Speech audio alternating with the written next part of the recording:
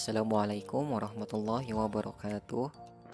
Halo semuanya, berjumpa kembali dengan saya. Semoga teman-teman semua dalam keadaan sehat walafiat, dan semoga yang sedang sakit segera Allah angkat penyakitnya, juga dosa-dosanya. Amin ya Allah ya rabbal alamin. Baik teman-teman, setelah pada video pembelajaran sebelumnya kita telah mempelajari ilmu kalam. Namun untuk kali ini kita bakal mempelajari pelajaran fikih, lebih tepatnya bab jinayat. Oleh karena itu, siapkan mata, hati, dan pikirannya supaya ilmu yang dipelajari dapat mudah dipahami, dan jangan lupa juga untuk berdoa. Pembunuhan dapat terjadi di mana-mana dengan motif yang beraneka ragam. Berapa banyak jiwa yang telah melayang pada setiap tahunnya. Pembunuhan sering terjadi di dunia ini, baik itu dengan sengaja atau tidak, dengan alat yang mematikan atau tidak. Walaupun demikian, penerapan hukum yang telah ditegakkan tidak mampu memberikan efek jera. Kita bisa mencermati betapa banyak kasus pembunuhan yang terjadi tanpa adanya penyelesaian hukum secara proporsional atau seimbang. Maka dari itu, nilai-nilai yang terkandung dalam hukum Islam harus dapat menjadi pedoman bahwa pembunuhan dan berbagai tindak pidana merupakan tindakan yang dilarang dan tidak dapat dibenarkan dalam ajaran Islam. Oleh karena itu, Islam yang merupakan agama rahmatan lil alamin selalu menebarkan kedamaian, ketentraman, dan keselamatan bagi para pemeluknya.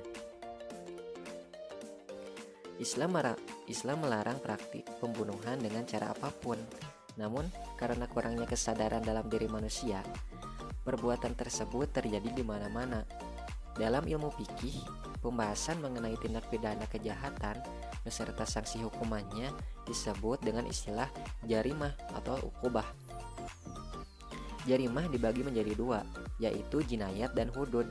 Jinayat membahas tentang pelaku tindak kejahatan beserta sanksi hukuman yang berkaitan dengan pembunuhan yang meliputi seperti qisas, diyat, dan kafaroh. Nah, sedangkan hudud membahas tentang pelaku tindak kejahatan selain pembunuhan, yaitu masalah penganiayaan beserta sanksi hukumannya yang meliputi seperti zina, qadzaf atau menuduh zina, mencuri, minum, menyamun, merampok, merompak, ataupun memberontak gitu ya, bugot. Masuk ke pengertian jinayah. Jinayah atau lengkapnya fikih jinayah merupakan satu bagian dari bahasan fikih. Kalau fikih adalah ketentuan yang berdasarkan wahyu Allah dan bersifat amaliyah atau yang mengatur kehidupan manusia dalam hubungannya dengan Allah dan sesama manusia, maka jinayah atau fikih jinayah secara khusus mengatur tentang pencegahan tindak kejahatan yang dilakukan manusia dan sanksi hukuman yang berkenaan dengan kejahatan itu. Tujuan umum dari ketentuan yang ditetapkan Allah itu adalah mendatangkan kemaslahatan untuk manusia maupun menghindarkan kerusakan dan kemudaratan dari manusia. Dalam hubungan ini, Allah menghendaki terlepasnya manusia dari segala bentuk kerusakan. Nah, seperti itu. Segala bentuk tindakan perusakan terhadap orang lain atau makhluk dilarang oleh agama, dan tindakan tersebut dinamai tindak kejahatan atau jinayah dan disebut juga jarimah. Karena tindakan itu menyalahi larangan Allah, berarti pelakunya durhaka terhadap Allah. Oleh karena itu, perbuatan yang menyalahi kehendak Allah itu disebut pula maksiat. Nah, di antara tindakan yang dilarang Allah itu ada yang diiringi dengan ancaman hukuman terhadap pelakunya, baik ancaman itu dirasakan pelakunya di dunia maupun dalam bentuk azab di akhirat. Semua bentuk tindakan yang dilarang Allah dan diancam pelakunya dengan ancaman hukuman tertentu itu secara khusus disebut jinayah atau jarimah. Fikih jinayah berbicara tentang bentuk tindak kejahatan yang dilarang Allah. Manusia melakukannya dan oleh karenanya ia berdosa kepada Allah, dan akibat dari dosa itu akan dirasakan azab Allah di akhirat. Nah, dalam rangka mempertakut manusia melakukan kejahatan yang dilarang oleh Allah, Allah menetapkan sanksi atau ancaman hukuman atas setiap pelanggaran terhadap larangan Allah itu. Sanksi hukuman itu dalam bahasa fikih disebut ukubat. Dengan begitu setiap bahasan tentang jinayat diiringi dengan bahasan tentang ukubat dalam istilah umum biasa dirangkum dalam hukum pidana. Yang pertama ada jinayah atau pembunuhan. Yang dimaksud dengan pembunuhan ialah tindakan yang menghilangkan nyawa seseorang. Pembunuhan adalah perbuatan yang dilarang Allah dan Nabi karena merusak salah satu sendi kehidupan. Banyak firman Allah yang melarang pembunuhan, baik dengan ucapan yang jelas-jelas melarang membunuh dengan ucapan jangan membunuh, atau dengan ucapan tidak boleh membunuh. Para ulama pun mengelompokkan pembunuhan ada dua bentuk. Nah, apa saja ya? Nah, yang pertama ada pembunuhan secara hak. Apa yang dimaksud secara hak? Yaitu pembunuhan yang memang disuruh Allah melakukannya, dan oleh karenanya tidak berdosa orang yang melakukannya. Umpamanya membunuh musuh dalam peperangan dan membunuh orang dalam rangka melaksanakan eksekusi pengadilan atas suatu tindak pidana. Nah, yang kedua ada pembunuhan secara tidak hak, yaitu segala bentuk pembunuhan yang dilarang oleh Allah dan diancam dengan hukuman tertentu di dunia atau di akhirat. Oleh karena ancaman hukuman atas pembunuhan tidak secara hak ini begitu berat, maka ulama memilah pembunuhan tersebut kepada beberapa bentuk. Yang pertama ada pembunuhan dengan sengaja atau pembunuhan sengaja, yaitu pembunuhan yang padanya terdapat unsur kesengajaan dalam berbuat, kesengajaan dalam sasaran, dan kesengajaan dalam alat yang digunakan, seperti sengaja membunuh orang tertentu dengan menggunakan senjata api sampai mati.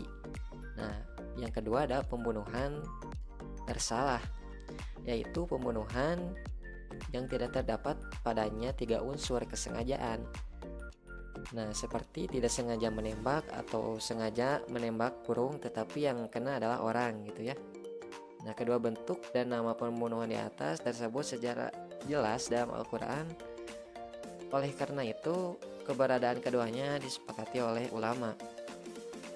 Nah, yang ketiga ada pembunuhan seperti sengaja, yaitu pembunuhan yang terdapat padanya unsur kesengajaan dalam berbuat dan sasaran, namun tidak ada kesengajaan dalam alat dengan arti menggunakan alat yang biasanya tidak mematikan, seperti memukul dengan tongkat tetapi menyebabkan kematian.